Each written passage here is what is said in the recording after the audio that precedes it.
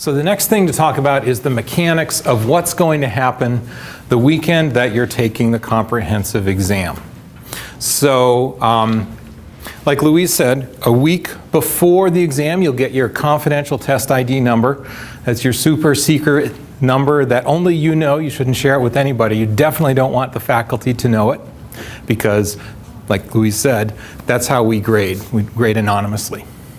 So on the Friday, when the comprehensive exam starts on March 20th, at 9 o'clock in the morning, you'll log into Blackboard.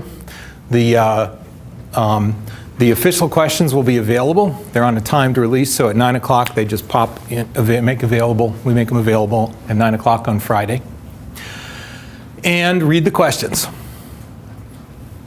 And take a minute, think about them, meditate on them for a few minutes.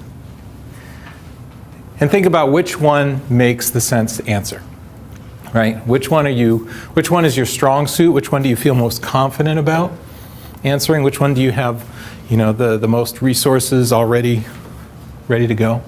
And think about which one is, you can write a good essay for, where you can bring in a few, good few main points and make a logical argument for your answer.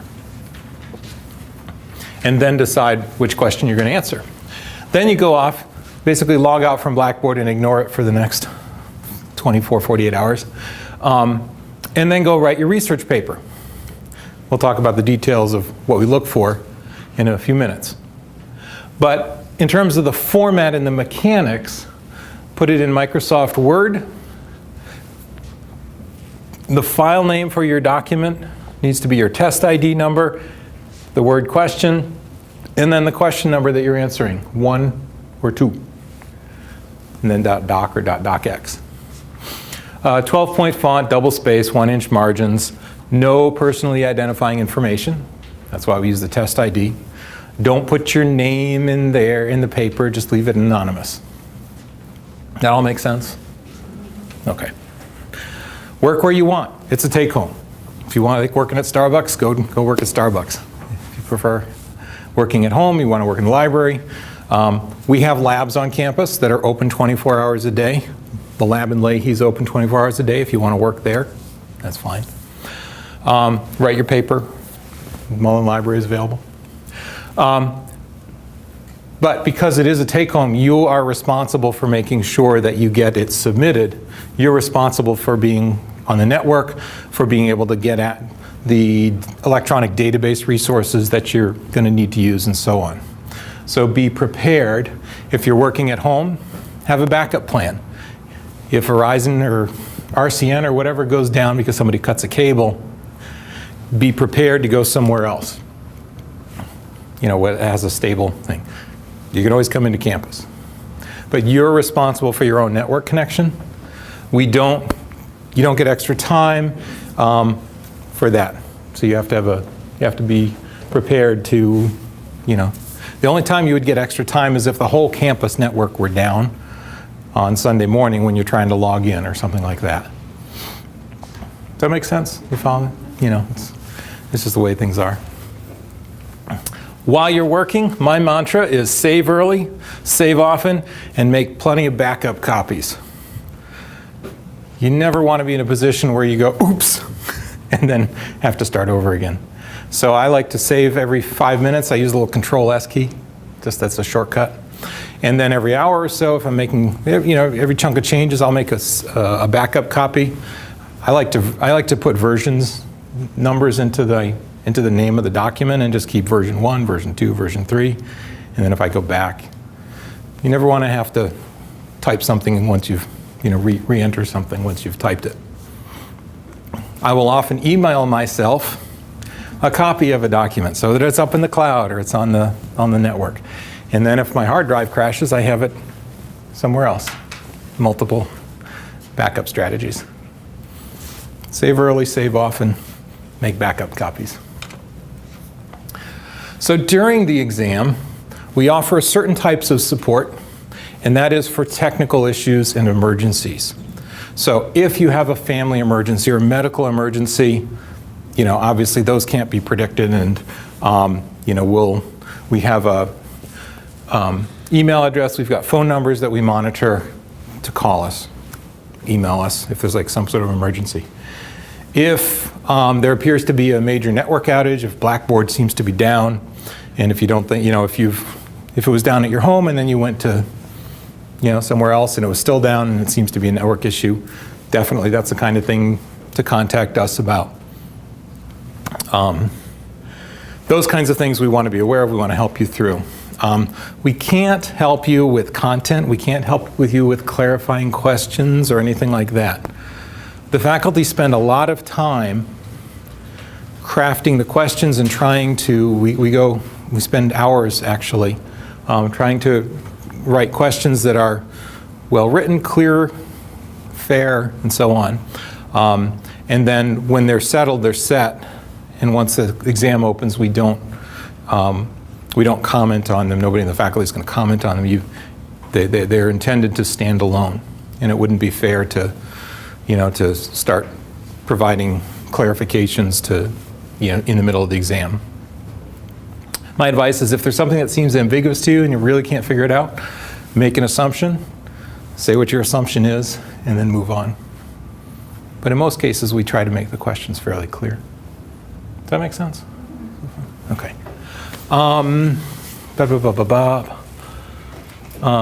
So we've got this email address. If you have to contact anybody, do not contact your profs. Do not contact me. Contact this email address, this phone number, or the weekend on-call phone number. And that's because we need to preserve anonymity. So the faculty and potentially I will end up reading these essays, and we need to, any questions, any queries, any problems need to go through, actually it's Louise or Margaret and our staff monitor these email and the phones over the weekend. And if they have to ask me a question, then it gets anonymized because they don't tell me who asked the question. And so it just preserves that anonymity. Sunday morning, come Sunday. By 9 a.m., you need to log into Blackboard, submit your paper in the same folder as you'll get to the questions. Attach your paper. Don't paste it into the text box because it'll be impossible to read. And make sure you click the submit button. How many of you have thought that you've submitted a paper or an assignment to Blackboard and realized later that you didn't actually click the submit button? Yeah, it happens sometimes. Once you've done it once, you don't do it the second time. I think I have a slide here. This is an example of the Blackboard site. It should look fairly familiar by now. There's really only two folders in Blackboard. There's the announcements section, where we'll have a few announcements, and then there's the exam questions. And on the day, we'll have sample questions. Once we open it up in a couple of weeks, there'll be sample questions in there, and you can go play around and explore and see what it's like. And there'll be some sample questions. There'll be a link to submit your essay. And that's the one you click on. Everybody knows that you click on this link in order to submit an assignment, right? That's really important. And then there's also some instructions, some brief reminders of the instructions that you'll find in this exam questions folder. It's just the two folders, announcements, exam questions. Go into the exam questions, and there's your questions. Will be right in there. When you go to submit on Sunday, you click on the Submit Your Essay Here link. That will open up the standard form. Remember to browse my computer to attach, and then click on the Submit button. Make sense? Any questions? Has anybody not used this assignment feature of Blackboard yet? Raise your hand proud if you haven't done it. I just want to, okay. Okay, so everybody's used that feature. Everybody presumably has done that. Okay, good.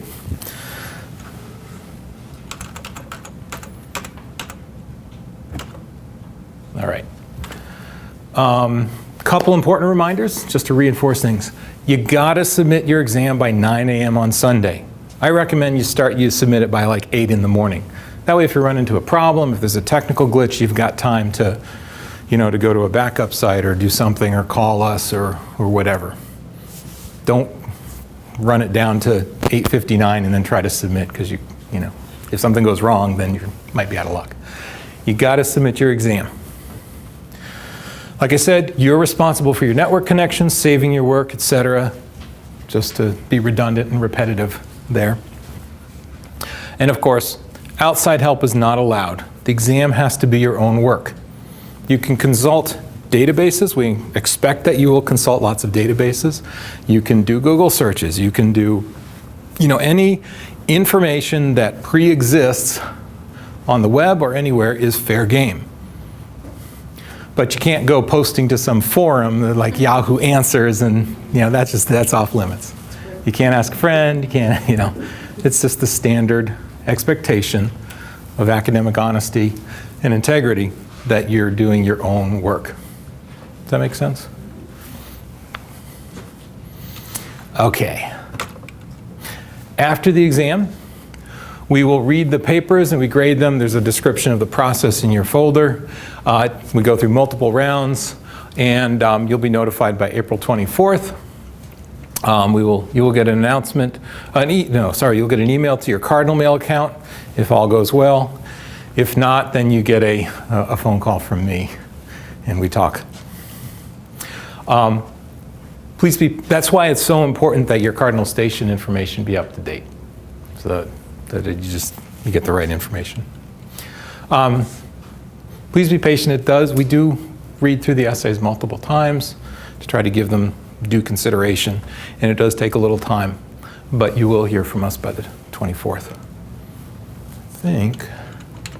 So any questions on that? Rachel? So hypothetically, we could hear from you before the 24th, depending on how quickly our papers pass the approval process? Not really, no. We give, basically, once, we don't piecemeal it out. Everybody gets the answers right at, the same day. Good question. Other questions? Yeah. So, sorry, again, what version of APA citation? So, in the guide, it's printed out in your thing. There is our APA recommendations, or what we expect. To be honest, I don't know what version of APA we use. And to be honest, when I'm reading, as long as it's in a reasonable format, APA that I recognize, name, date, and the bibliographic citation, the reference is formatted reasonably well. The screenshot is to APA 6. Mm-hmm. Is it out of date? Which has been used in other classes, but that's not the current version of the APA. Mm-hmm. So that's why I'm asking the question. If you don't care, then that's fantastic, as long as I assume all of my citations look the same way. You probably won't care. I probably wouldn't. What is the difference between APA 6 and the current version? Does anybody know? I don't know. There's some slight differences. Mm-hmm. It's not going to make a difference.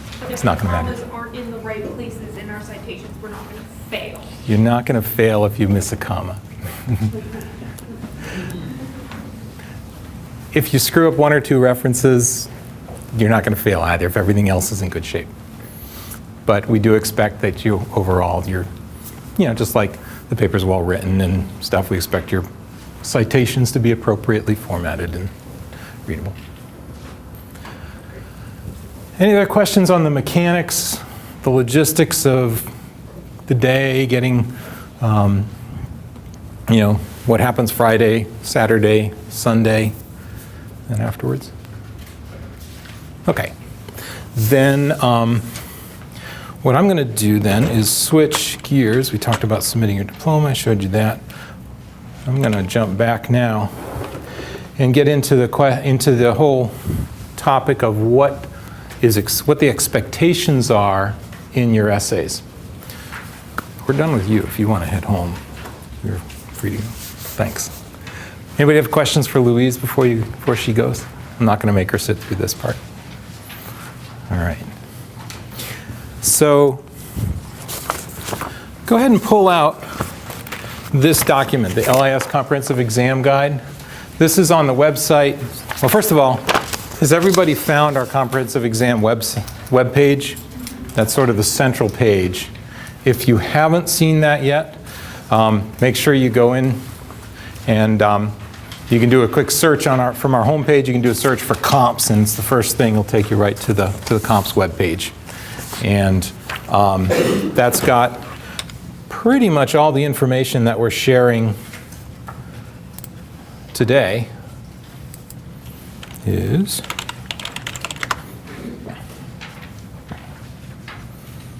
I got a comps.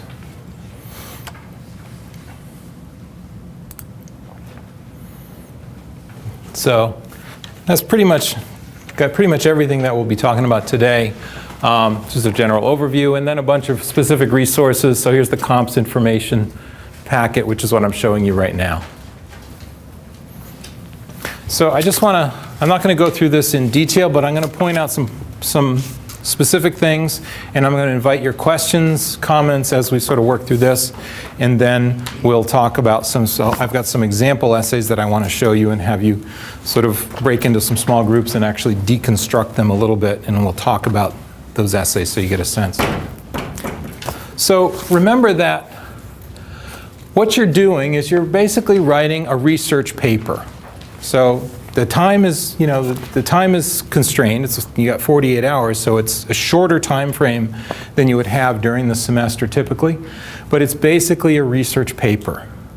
So like the papers you write in 557 and other classes, it should be a reasonably well-researched paper with an introduction that introduces your thesis, and it should be structured in a way that develops your thesis through the use of a logical progression, and then you back up your points by argumentation and by citing scholarly references, and then you summarize and conclude your paper.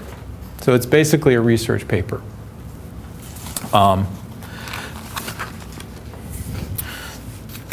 So if you've done, so that's my first point is, it shouldn't be, you should feel reasonably comfortable that if you've written a few research papers by now that you've done this sort of thing before.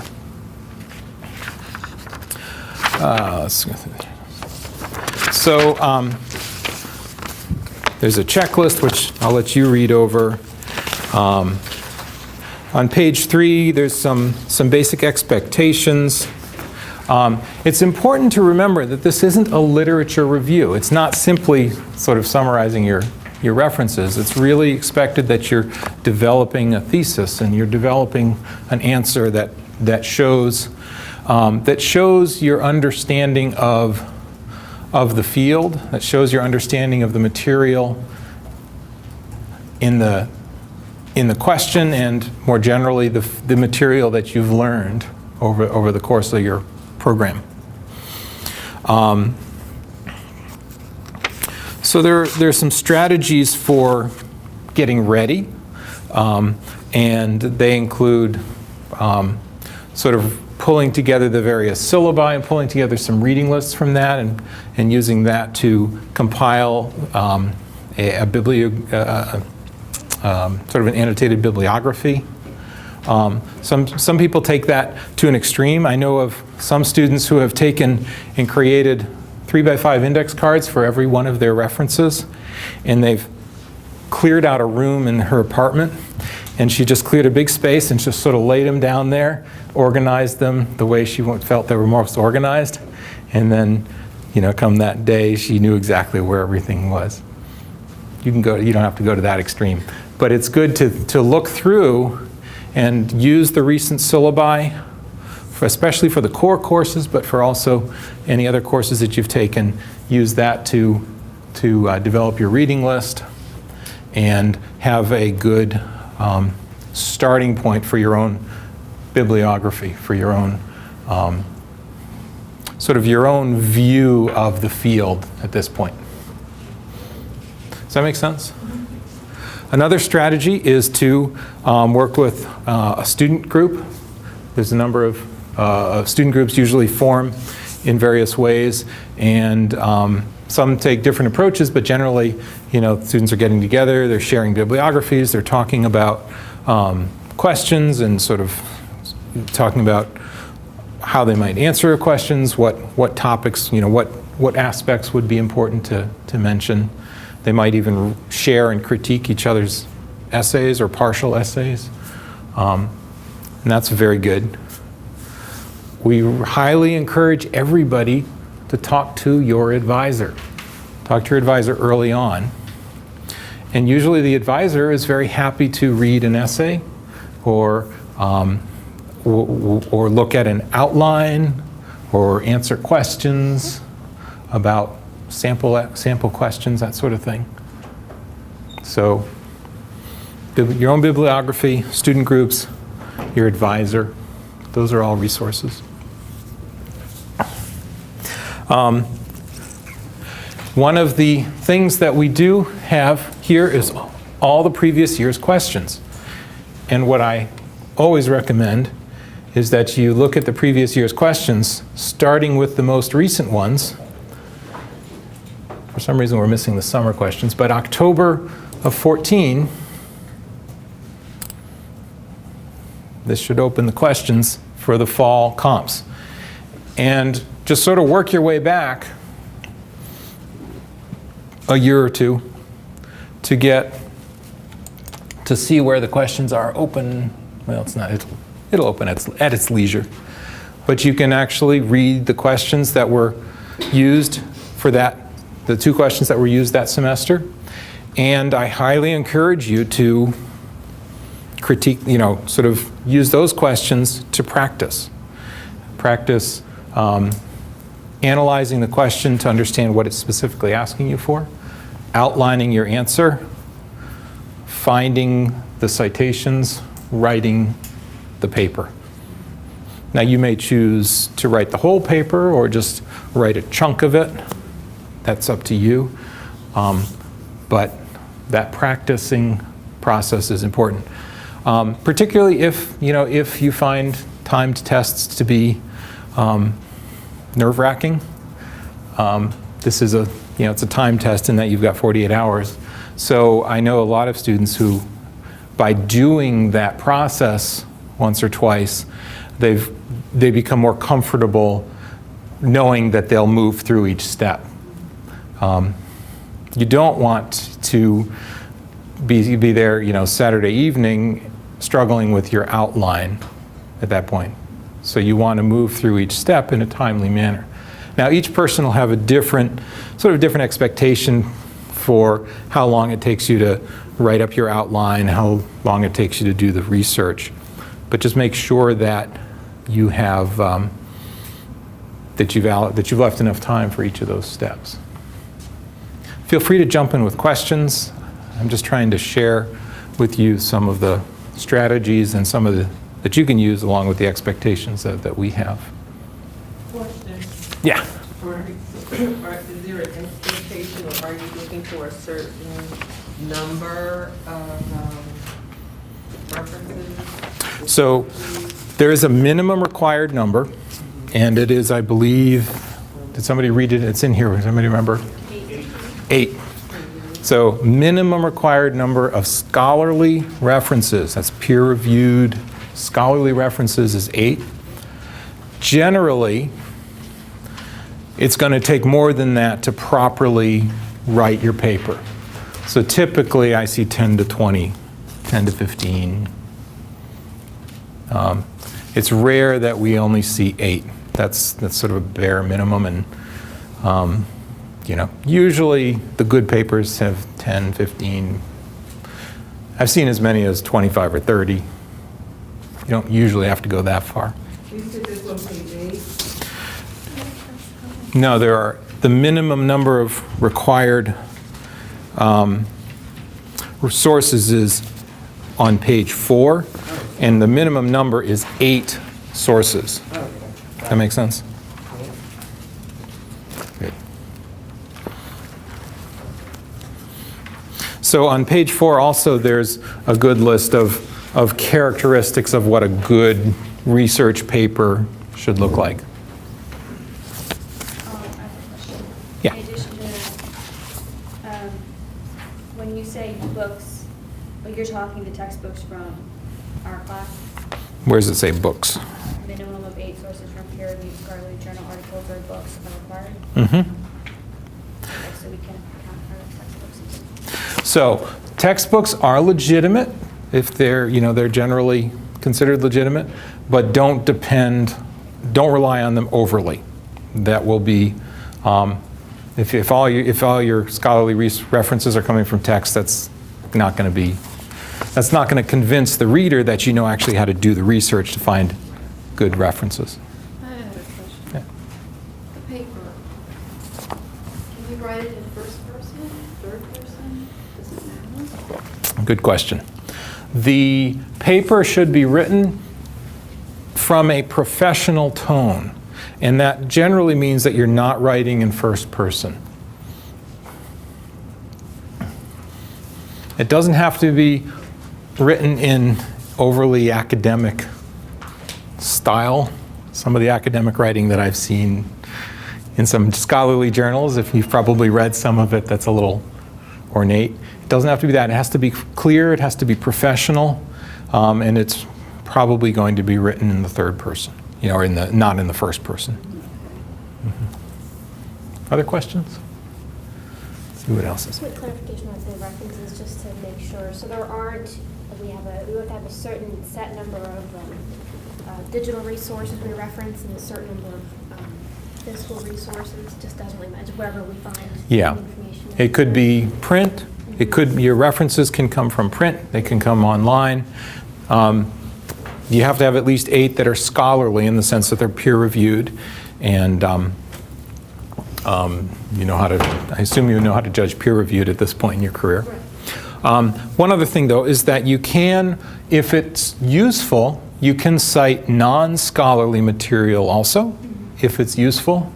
Sometimes students will cite websites or, sometimes a popular article or a trade article because it adds something, and that's fine, and it can add something to your paper, but they don't count towards the 8. So I don't want anybody to be left with a misimpression that you can't use anything except scholarly. So, yeah. Just throw out an example, because I'm actually not sure which this falls into, but if we were to use something like a Pew Research study, I mean, that's peer reviewed, or is that, because that doesn't show up in like a journal. That probably would not be considered peer reviewed. Okay. It's produced by a very reputable organization, but it usually wouldn't have gone through the rigorous form of peer review where it gets sent out and all the academics get to jump on it and say everything that's wrong with the article, and then it goes back and gets revised and so on. But yeah. Okay, the articles we use, we find, is there a date, like, can I go back the last 5 years, or is it the most recent, like within 2 years, 3 years? Does that matter? That depends on what supports your paper. If part of your paper is sort of historical in nature for some reason, I'm not saying it should or shouldn't be, I'm just saying those might be older references. If you're talking about technology, current events, anything, you should be referencing fairly current material. And typically, a good research paper will, as a matter of course, have a variety of references. I've been ignoring this side of the room. You guys got any questions? Other questions?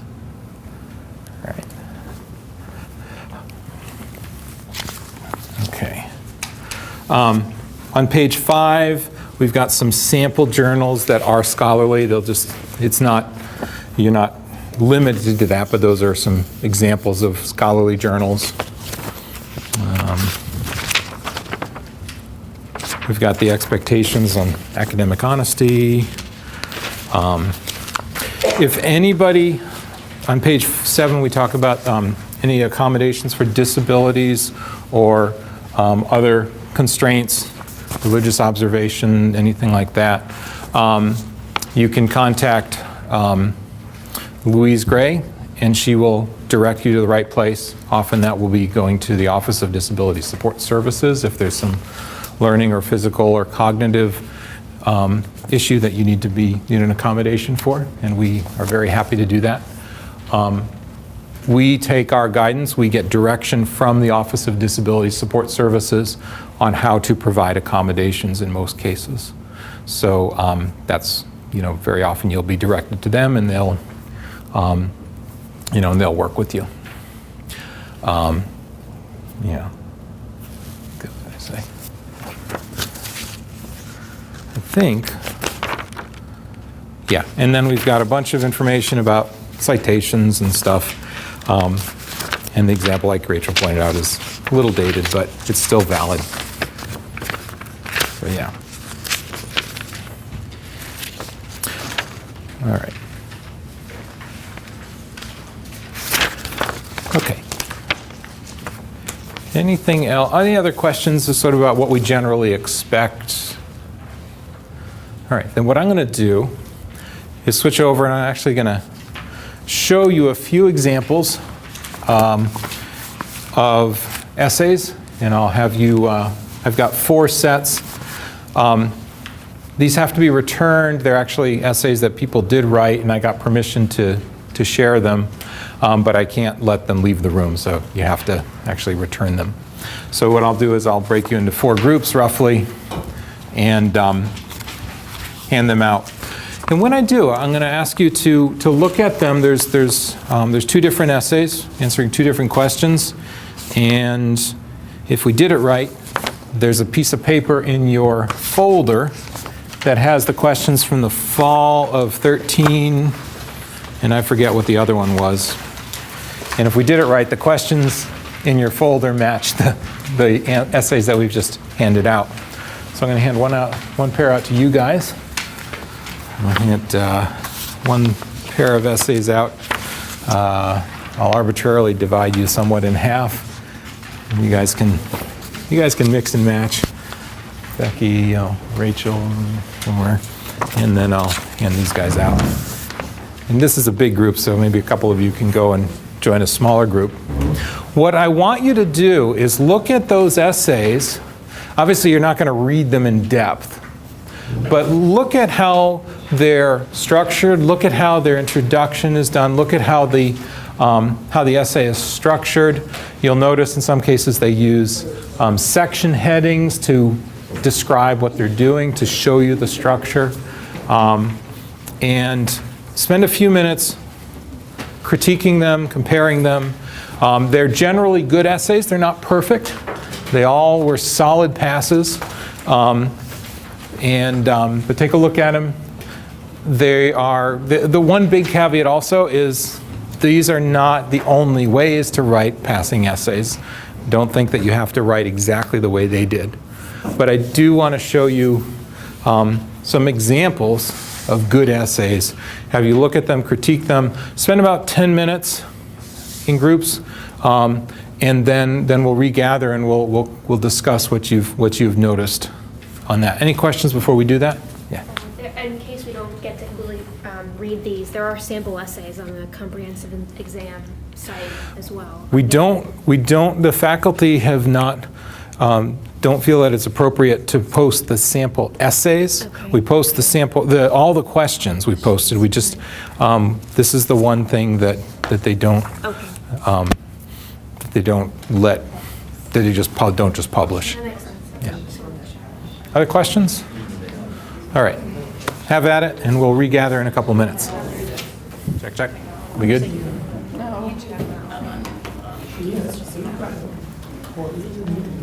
All right. Now that you've had a few minutes to look at these 2 essays, they're both good examples. They're both, different from each other.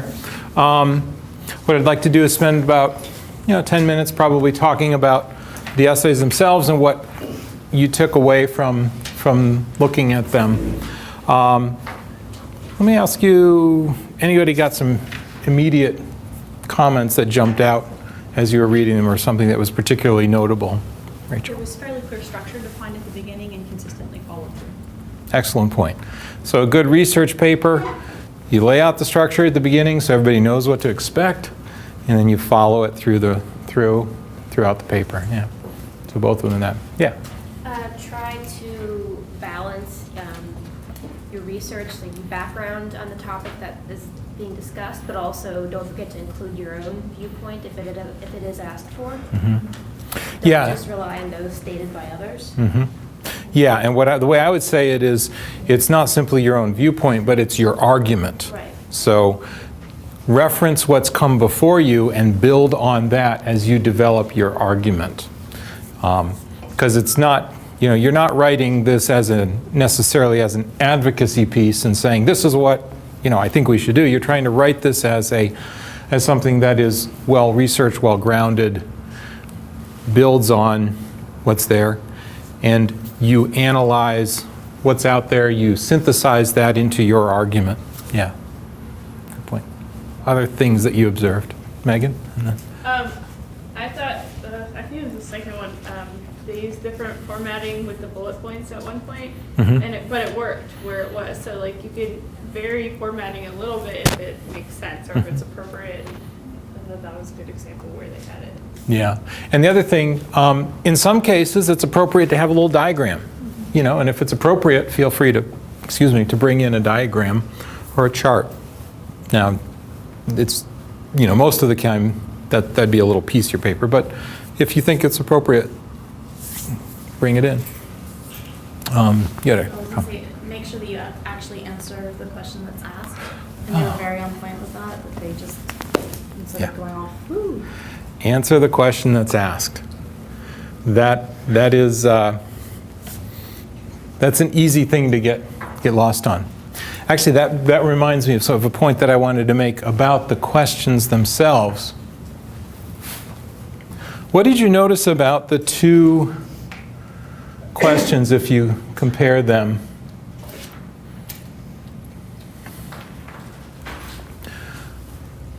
Notice how this question is fairly detailed in what it's asking you, and it already provides a fairly structured outline of what you need to provide.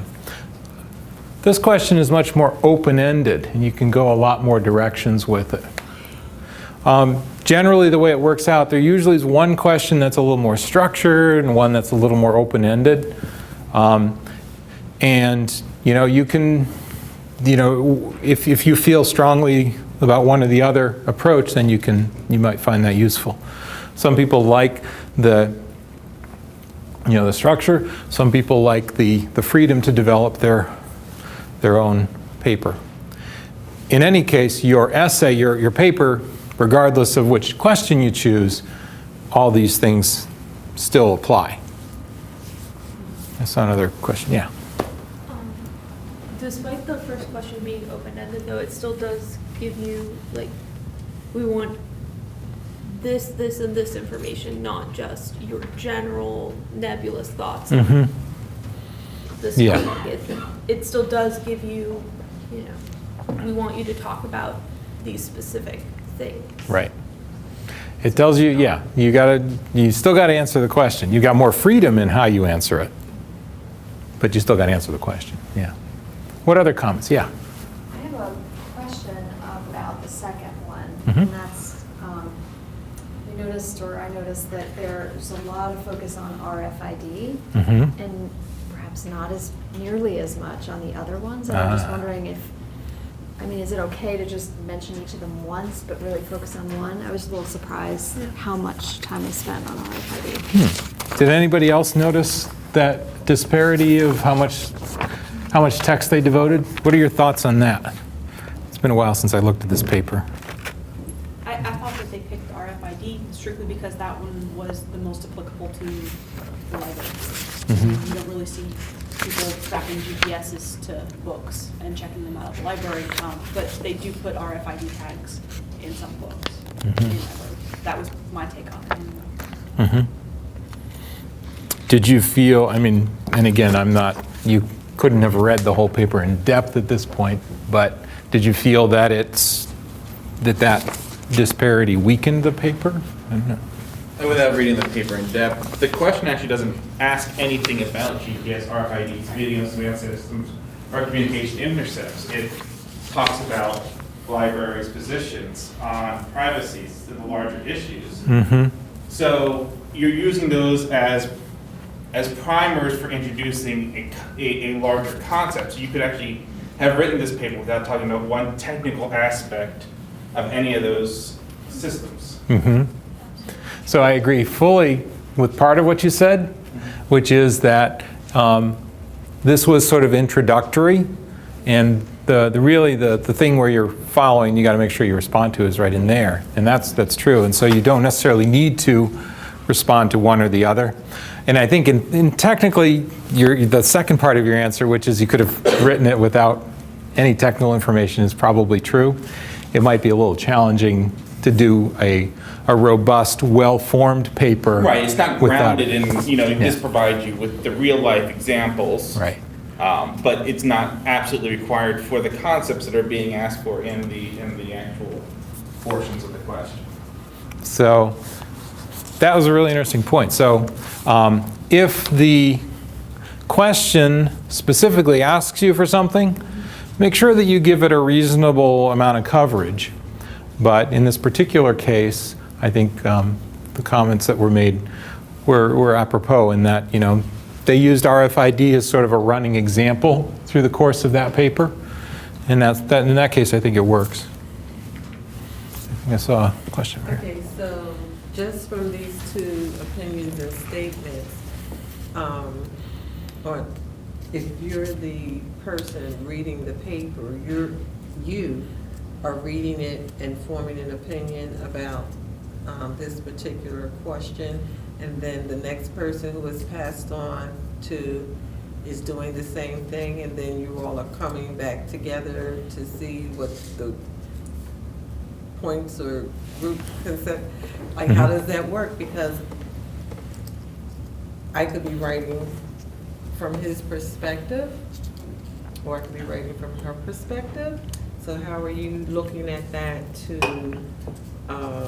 grade it, pass it, fail it? Are you, when you get it and you read it, are you putting a 1, 2, 3, 4 on it, then the next person is putting a 1, 2, 3, 4 on it? How does that work? Because the communicator, the writer, has something in mind that you may not have in mind. Like you might be looking for those specifics on those particular technologies, and That's a good someone question. else may be looking at how the broader use of those technologies affect Yeah. the library and the patron. That's a good question. I'm going to answer it in two parts. First of all, in terms of the mechanics of how we grade a paper, because when I read it, I might have some expectations that are different from my colleagues. If a paper, we read it in multiple rounds. And if I read it and I give it a pass, then it passes in the first round. If I read it and it doesn't pass, I might consult with a colleague and we'll look it up, and if we come to a conclusion that it passes, then it passes in the first round. And then we don't look at it again and you're done. It's done. If I've got a question about it passing, then it may go to the next round. And in the second round, all the faculty read it. All 7 faculty members read it. And that's specifically because when I read it, I may see something different. And when somebody else reads it, they may see, oh, that's what this author is saying. And then through the communication through the faculty, then I might say, oh, I missed that the first time I read it. And that way it makes sure that if I read it and I just missed your point, which happens, and somebody, if 2 or 3 other people read it, somebody's going to pick up that point. Okay. And then, so that's why we do it in multiple rounds. Yeah. So just to clarify, you're not looking for you are looking for that they're at least in ballpark, right, correct area, but you're not looking for one very specific answer. You're looking at how they present their argument. Right. There's rarely one. There's never one right or wrong answer to this. It's intended to be a research paper, which demonstrates that you know how to do the research process that you've got, because you are unlikely to have all the resources you need to answer these questions right at the beginning. You're almost always going to have to go and do some additional research. You're going to have to know how to use the databases, how to find the material. And then your final answer needs to demonstrate that you have a good understanding of the broad field through this answer. And if you write a good research paper, it will show that you understand. Did that make sense? Yes. Okay. Okay. Any other observations on the essays? I just thought. Any other questions? That was a question number 2. It could just be me, like you said, reading it and missing the point, but it seemed to be that this person talked about the competency, one competency, but it said at least 3 competencies on this piece of paper. So how, like, Good point. do we?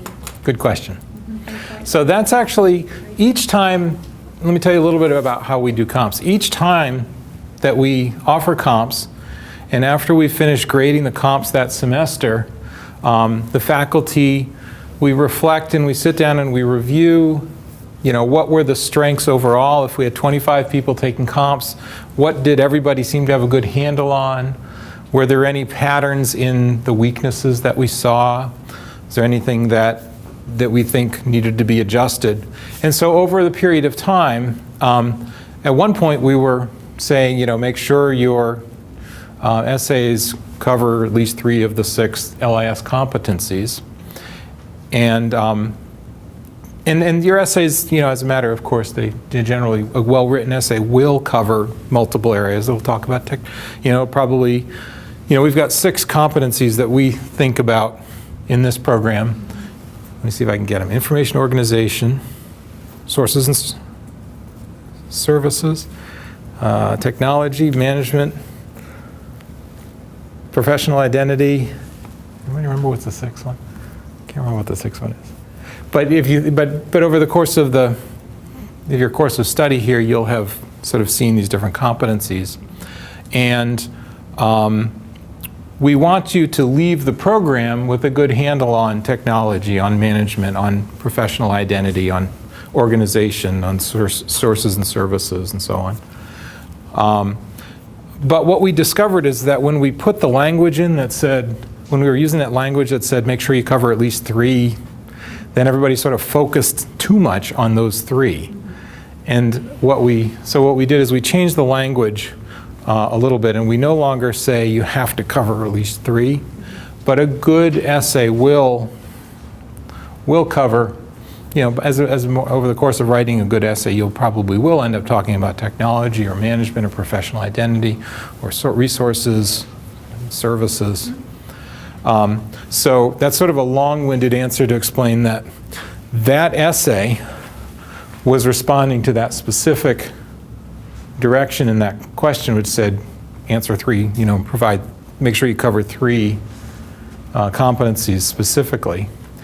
And our expectations have evolved a little bit. We still expect that that a good research paper will touch on and cover those, some of those competencies, but we don't emphasize that as much because it tends to make people over-focus on just the competency, and then they sort of lose sight of writing a good research paper that needs to have a thesis and a good structure in and of itself. So if through the course of us answering like question 1, and it's really only focusing on services and technology, if we just focus on that over the course of the paper, honestly, that'll be okay. As long as the paper is a strong research paper, so it answers the question, so you develop your thesis, so you've got a good logical argument. We're not going to fail just because we don't actually have 3. Yeah. Okay. Yeah. We just have to answer the question. Yeah. Other questions? Can everybody who takes it pass it? Pardon? Can everyone who take it pass it? There's no force curve? Oh, no, there's no force curve. Yeah. And we don't curve. Yeah. Other questions? So good. So let me gather those essays, those questions. I think it was one of Oh, was there another one? Did I miss? So, any final questions before we wrap up? Megan reminded me of one point that I want to make before we close. But any other questions about the exam, about the expectations? Are there any people in the past who maybe one thought would pass but didn't? And is there anything that you can share in terms of, why they may have been a student, but then when it came to the comps that they That's a good weren't question. successful? So, first of all, almost everybody passes on the first try. So, just take comfort in that. The people that didn't pass on the first try will, and they're very often strong students. And the keys that the things that we've noticed are sometimes they just get too nervous and they freeze up, or they, so that's one thing. If you practice and sort of do a dry run, that can help. If you tend to get nervous in these situations, do a dry run. Do a couple of dry runs so you know what you're going into. Another thing that sometimes trips people up is, what was it? Nervous. Oh, if they spend too much time on one section. So if you go too deep in your research and you spend, a whole day doing research, then you don't have enough time to do the writing. So one of the strategies there is, once you have your outline, this is just one strategy, it's not the only way to do it, but if you've got an outline, look at your existing annotated bibliography and figure out what can I pull and plug into my outline from what I already know, all the references that I already have. And then look and see, well, are there parts of my argument that aren't well supported by references yet? And then target your research just to fill those gaps. Does that make sense? So that way you don't overdo the research side and shortchange when you actually go to do the writing.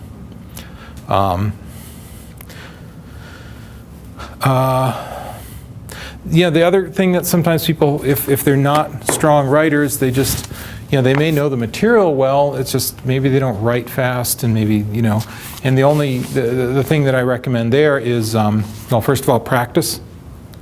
But we also have resources like the Writing Center on campus. Is everybody aware of the Writing Center?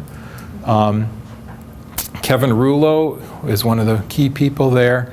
And when you started the program, you probably got a flyer and got some information about it. If you have questions about, if you've forgotten about it and are interested, follow up with me or Louise. But the Writing Center is a great resource for writing at any stage of the process, except during the exam itself, obviously. But they can help you, if you are looking at a sample question and want to outline your response, you could actually take the sample question and your outline and get them to look at just that. Or you could take a draft, as you're preparing and practicing, you could take a full-up essay to them and they'll critique it and walk through it with you also. So there are, if you don't feel super confident just as a writer, I highly encourage you to go contact the Writing Center, and you can either contact them directly or come to our office and get a referral. And they're a very good resource for just helping you with, just polish your own writing skills. Those are a few, when people have problems, those are some of the areas that they have problems with. So that's a good question. Other questions? Oh, I see I'm running over a couple minutes. Sorry, I'll get you out of here. One last thing. I was reminded that Technology Services has a policy where Blackboard sites only live for 2 years. So coming up soon, they will be deleting courses that were from the Spring 2013.